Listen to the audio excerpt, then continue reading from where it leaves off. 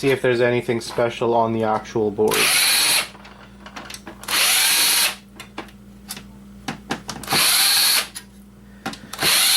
See if there's any hidden gold somewhere. Okay. Here's another little green board for a little bit of a ribbon.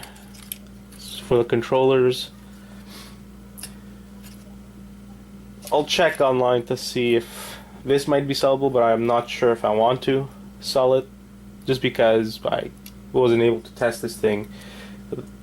Even with a working power supply, I didn't want to take any power, so I don't like selling stuff without knowing if it actually works. Some people do, I'm not one of them. So we have this little guy here. Nothing too special, just a hunk of metal.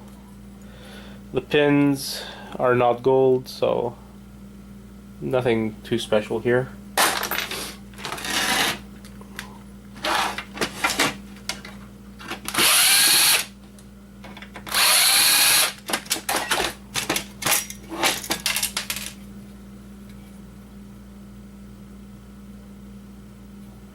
I'm guessing this is some kind of sound card or something. Let's open that up to see what's in there. Another green board in here. Probably just mid-grade, nothing too special. I don't think we're gonna find too much gold in this Super Nintendo. So nothing too special, just some IC chips. So it's probably gold in the IC chips for people who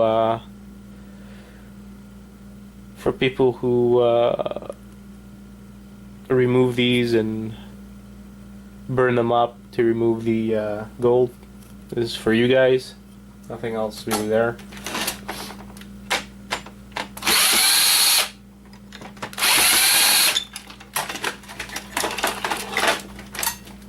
We almost got the main board out, and there you go.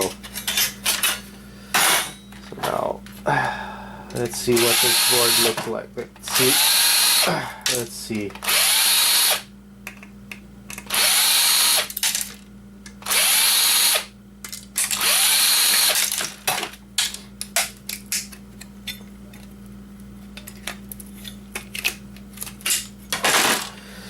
We got a nice little piece of aluminum here. And that's it, just some more IC chips.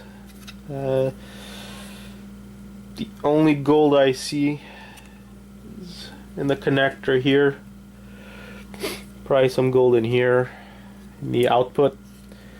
But as for gold, I think that's all we're gonna find here. Some monolithic capacitors. Like I said in my other videos, these are always good to keep.